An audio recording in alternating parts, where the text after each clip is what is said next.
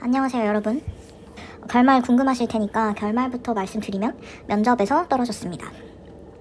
그러면 왜 지원을 하게 됐냐부터 좀 시작을 해볼 텐데, 일단 저는 엔터사에 꼭 취준을 해야겠다, 엔터사의 직원이 되겠다라는 원대한 꿈은 전혀 없었고요. 그냥 K-POP 산업 전반에 대한 관심이 굉장히 많았고, 소녀시대부터 지금 에스파까지 소위 그 핑크블러드라고 하죠. SM 가수들을 굉장히 좋아했습니다. 그래서 SM이라는 회사에만 항상 관심을 가지고 있다가, 당시에 제가 하고 있던 일이 좀 어그러져서 뭔가 이제 다시 새로운 출발을 해야 할 때가 왔는데, 다시 취업을 해야 하나 뭘 해야 하나 막 고민을 하면서 친구랑 여행을 하던 와중이었어요. 친구가 취준을 할 거면 뭔가 흥미있는 산업이나 관심 있는 회사가 없냐라고 물어봤는데, 솔직히 원래 하던 일이 어그러졌다는 충격 때문에 가고 싶고 이런 것도 없었고, 그냥 내가 한평생 좋아했던 게 SM이니까 SM 엔터테인먼트 보고 채용 공고이나 찾아볼까? 라고 친구랑 그 자리에 찾다가 마침 한 3일 뒤쯤에 마감하는 공고가 하나가 떠 있었던 거예요. 그 공고를 보고 자격 요건을 읽어봤더니 제법 내가 지원할 수 있을 만한 자격 요건인 것 같은데? 라는 생각이 들어서 지원을 하게 됐습니다. 자격 요건을 한번 볼 텐데, 신입 또는 2에서 5년 이상의 경력을 보유하신 분, 그리고 비즈니스 영어 커뮤니케이션에 능통하신 분, 글쓰기와 말하기 다 포함이 되죠. 토익 850점 이상, 협업과 커뮤니케이션 스킬이 우수한 분, 마이크로소프트 여타 등등의 문서 작업 능력, 그리고 데이터 관리 우수자, 해외 출장에 결격 사유가 없고 해외 수출 유통 통관 시 시장 정세에 밝은 분, 이런 것들이 자격 요건이었는데, 우대 요건을 보면 영어 외 제2외국어, 일본어, 중국어 등 비즈니스 커뮤니케이션에 능통하신 분. 저는 영어 말고는 일본어, 중국어 중에서는 할 수 있는 게 없었습니다. 국내 또는 해외 상품 유통, 물류 관련 업무 경력을 보유한 분. 사실 이 대목을 보고 이거 내가 지원할 수 있겠다라고 생각을 했는데, 옛날에 제가 창업을 하면서 국내에서는 유통을 하고 물류 관련 업무를 했던 경험이 있어요. 그래서 이걸 좀 살려보면 좋겠다라는 생각이 들었고, 세 번째, K-POP 산업 및 아티스트 상품 콘텐츠에 관한 높은 이해는 엄청 나겠죠? 제가 인생의 절반 이상을 핑크블러드로 살았으니까. 네 번째, 데이터 관리 및 OA 능력. 솔직히 거의 없다고 생각했습니다. 다섯 번째, 유형 상품 관련 온오프라인 유통 채널 운영 관리 경력을 보유하신 분이었는데, 창업했을 때 그 경험을 살리면 자체 채널은 아니었지만 어쨌든 운영 관리 비스무리한 게 있으니까 좀 버무릴 수 있지 않을까라는 생각이 들었고, ERP는 솔직히 뭔지 몰랐어요 당시에. 그 다음은 이제 자소서를 어떻게 썼냐라는 걸 좀 말씀을 드리고 싶은데, 이게 SM이 지금도 그런 형식을 유지하는지 아니면 모든 직무에 해당하는 건지는 잘 모르겠어요. 근데 제가 당시에 쓸 때 제가 지원했던 직무는 자유 형식이었고, 그리고 포트폴리오 같은 경우는 제 직무에서는 제출을 하지 않아도 되는 그런 상황이었습니다. 일단 자기소개서가 자유 형식이라서 오히려 저는 좀 더 쓰기가 편했고, 저는 일단 자유 형식이었기 때문에 제일 큰 자소서의 제목 틀 하나를 잡아주고 밑에 4가지 영역으로 소제목이라고 할까요? 소분류를 해서 각각의 영역에 있어서 내가 어떤 것들을 잘할 수 있는지를 설명을 했습니다. 첫 번째는 이제 당연히 엔터 회사니까 K-POP에 관련한 관심을 좀 드러내야겠죠. 어떻게 이 산업에 흥미를 가지게 됐고, 그걸 통해서 내가 어떤 식으로 성장을 했고 얻은 게 뭐였는지, 그래서 나는 이 산업에 대해서 굉장히 잘 알고 있고 사람들이 원하는 거 이런 것들에 대해서도 여러 가지 견해를 가지고 있다라는 거를 표현을 했고요. 두 번째, 세 번째부터는 직무, 아까 필수 요건, 자격 요건에 있었던 것들에 내가 어떻게 부합하는가를 보여줬습니다.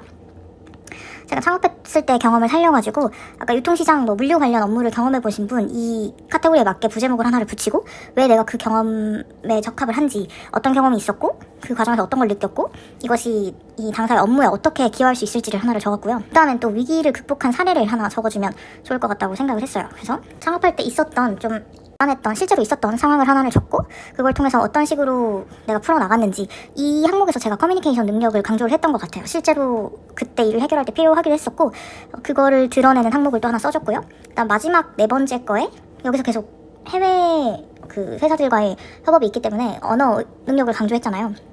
내가 영어를 얼마나 잘할 수 있는지를 그 근거를 들어서 마지막 항목에 소개를 했습니다. 그리고 사실 말씀드렸다시피 제 직무에는 포트폴리오를 필요로 하지는 않았거든요. 디자인이 아니다 보니까.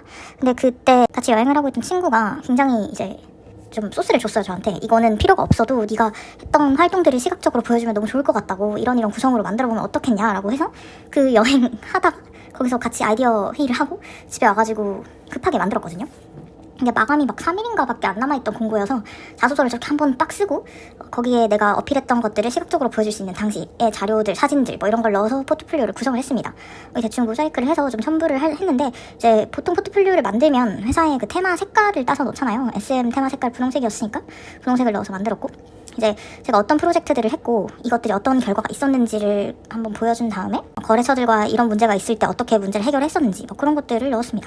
제출을 하고 열흘이 채 되지 않아서 합격 연락이 왔고요. 당시가 이제 연초였는데 굉장히 빠르게 연락이 왔어요. 그래서 문자로 먼저 뭐 인사팀인데 이렇게 왔으니 메일을 확인해라. 메일에 들어갔더니 첨부한 대로 이렇게 와 있더라고요. 면접일이 다가올수록 너무 그 부담감이랄까? 솔직히 막 간절하진 않았는데 그래도 이왕 보는 거 잘 보면 좋잖아요. 그래서 잘 보고 싶다는 생각이 들고 어쨌든 내가 십수년간 좋아하던 회사니까 그 사옥에 광야 그 서울숲에 있죠?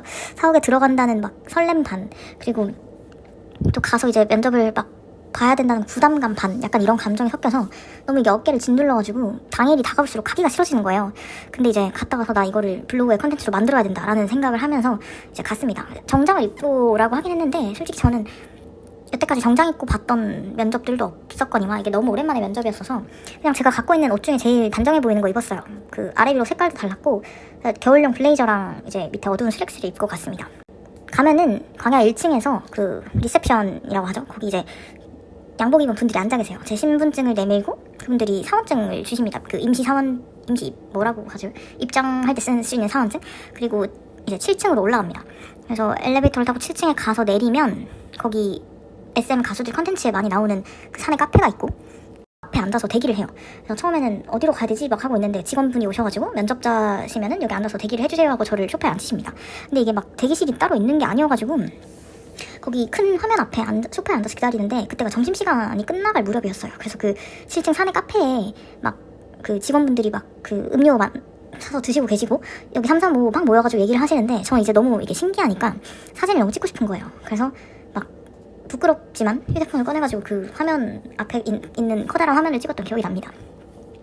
그리고 당장 이제 면접을 들어가야 되니까 자기소개서를 꺼내서 다시 막 외우고 있었어요. 필요한 것들, 내가 꼭 말하고 싶은 것들 이런 걸 막 복기를 하고 있는데 앞에서 계속 뮤직비디오가 나오니까 그걸 보고 싶은 거예요. 그래서 집중이 안 돼가지고 좀 곤란했던 경험이 있고 그렇게 기다리고 있다가 저랑 같이 면접을 보실 분이 오셨어요. 그래서 그분이랑 같이 기다리다가 이제 입장을 하게 됩니다. 저는 당시에 메일로 이제 먼저 영어 관련해서 미리 테스트를 사전에 볼 수도 있다라는 공지를 받았었어요. 그래서 그 같이 면접을 보는 분이랑 둘이서 이제 무슨 회의실 같은 데를 들어갔는데 그 사진에 나가고 있는 저기 SM 가수들이랑 직원분들 이용하실 수 있는 스티커 사진 뭐 인생 내 것인가요? 저거 옆에 있는 조그마한 이제 소회의실이었어요. 그래서 동그란 테이블이 있었고 그분이랑 저랑 이렇게 앉아서 직원분이 오셔가지고는 시험지를 주셨어요. 시험지라니까 좀 애매한데 당시에 이제 사전 테스트가 뭐였냐면 이런 상황이 주어지고 그 상황에서 내가 바이어에게 어떻게 양해를 구하는 메일을 보낼 수 있는지 비즈니스 메일 형식으로 영어로 작성하시오라는 그 과제가 있었거든요. 그래서 그거를 그 자리에서 주십니다.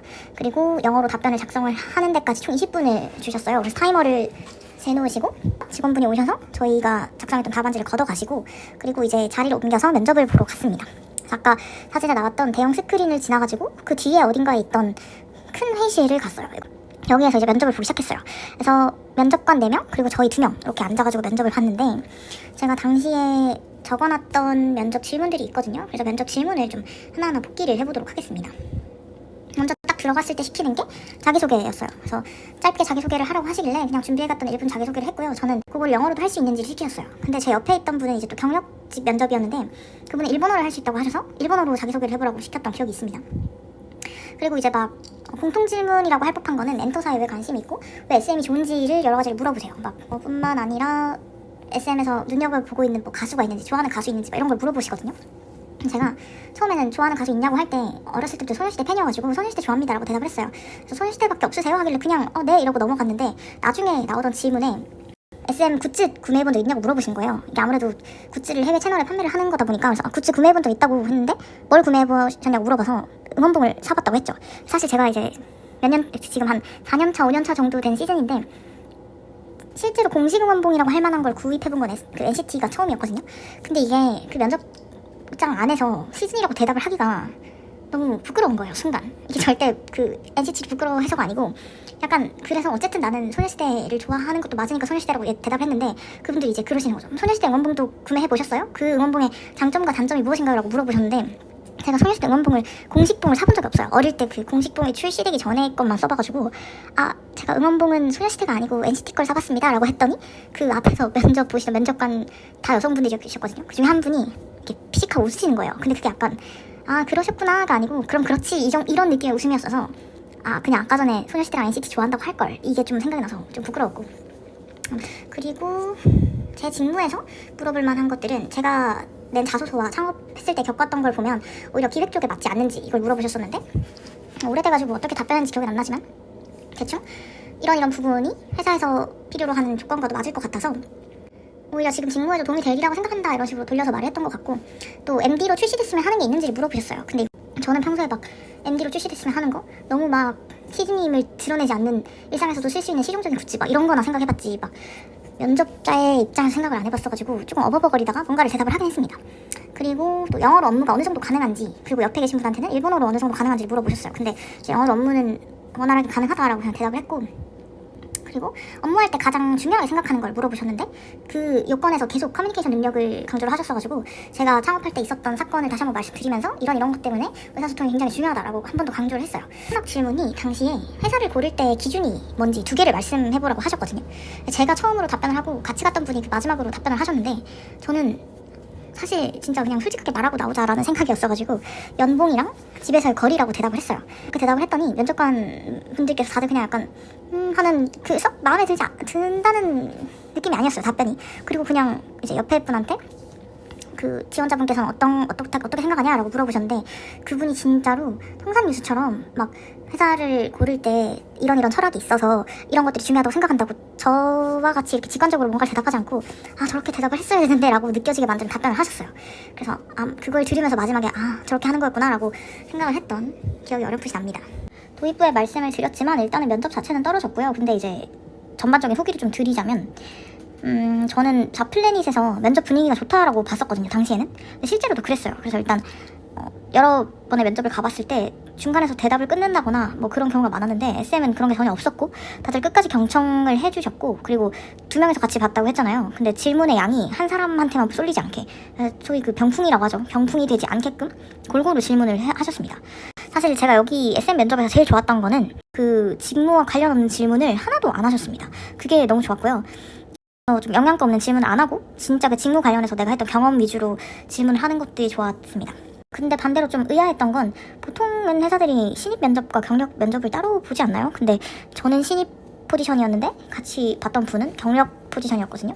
그래서 그분이랑 저에게 하는 질문의 뭐랄까 질이랄까?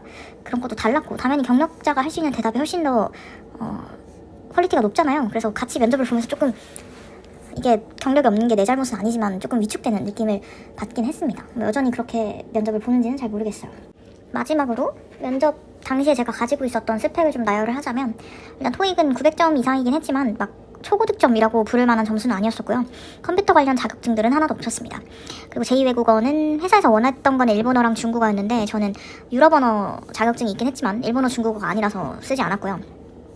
기타 자격증도 언어 관련 자격증들이 몇 개가 있는데 사실 이 직무와 크게 관련이 없는 것들이라서 쓰지 않았어요. 전공도 뭐 수출입이라던가 뭐 해외 이런 관련 직무에 살릴 수 있는 전공이 전혀 아니었어서 뭐 전공은 기입을 해야 되니까 쓰긴 했지만 거기서도 전혀 물어보진 않으셨고 관련한 경험이라고 직무 경험이라고 할 만한 건 제가 창업을 하면서 있었던 일련의 사건들 그런 것들이 있었고 인턴은 2회가 있었는데요. 엔터사도 아니었고 당연히 제 전공과 관련된 곳에서 일을 했었기 때문에 인턴 했을 때 경력이라던가 경험은 전혀 자소서에 적지 않았습니다. 그리고 대외 활동은 몇 차례 있긴 했으나 이것 또한 뭐 디자인 관련한 것들 혹은 언어 관련한 것들이었어서 직무와 관련이 없어서 저는 쓰지 않았었고 수상 경력도 공모전 나가서 수상한 적이 있는데요. 이것도 사실 디자인 관련한 거라서 직무와는 관련이 없다고 생각했기 때문에 쓰지 않았습니다.